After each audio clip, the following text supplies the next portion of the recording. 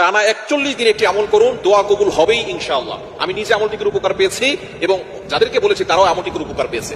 অনেকে আমাদের কাছে ফোন দিয়ে বলে, হুজুর আমি আমলটার উপকার পেয়েছি। সুতরাং আপনি আমলটা করতে পারেন।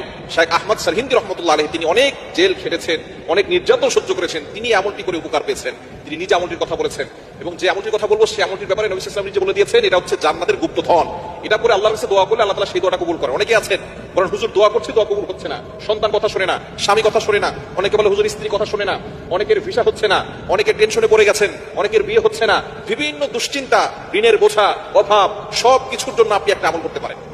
প্রতিদিন এশারা নামাজের পরে একটি আমল করবেন। আমলটি কিভাবে করবেন? আপনি এশারা নামাজ পড়বেন, 5 ওয়াক্ত নামাজ অবশ্যই পড়বেন এবং ইয়াকিনের সাথে আমল করবেন।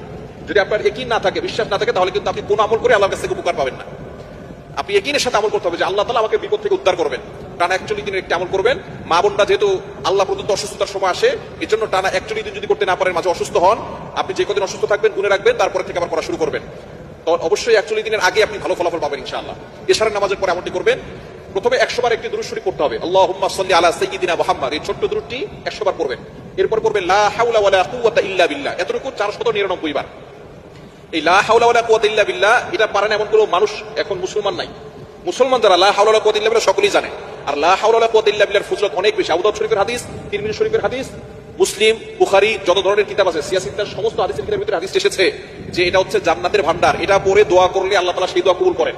এজন্য এই লা হাওলা ওয়ালা কুওয়াতা ইল্লা বিল্লাহ এটাকে আল্লাহ রাসূল সাল্লাল্লাহু আলাইহি ওয়াসাল্লাম জান্নাতের গুপ্তধন বলেছেন, জান্নাতের ভান্ডার বলেছেন। এজন্য আপনি যত বেশি পারেন এটা করবেন। বিশেষ করে ইশারা নামাজের পরে লা হাওলা ওয়ালা কুওয়াতা ইল্লা বিল্লাহ এতটুকু 499 বার করবেন।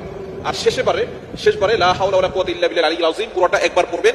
এরপর আপনি আল্লাহর কাছে দোয়া করবেন, আপনার কাকুতি মিনতিগুলো আল্লাহর কাছে বলবেন। সন্তান কথা শুনে না, আপনার সংসারে অশান্তি, স্বামী কথা শুনে না, সন্তান বিয়ে হচ্ছে না অনেক মেয়ের, এবং আপনি দুশ্চিন্তায় আছেন, ডিপ্রেশনে আছেন, ফার্স্ট্রেটেড পিপল যারা, এশারা নামাজের পরে এই দোয়াটা করবেন, আল্লাহুম্মা সাল্লি আলা সাইয়্যিদিনা মুহাম্মাদিন 100 বার, লা হাওলা ওয়ালা কুওয়াতা ইল্লা বিল্লাহ 499 বার, আর লা হাওলা ওয়ালা কুওয়াতা ইল্লা বিল্লাহ আলিয়্যিল আযীম পুরোটা একবার পড়বেন। এরপর আপনি আল্লাহর কাছে দোয়া করবেন, দেখবেন আল্লাহ তাআলা আপনার সকল নেক আশাগুলো পূরণ করে দিবেন।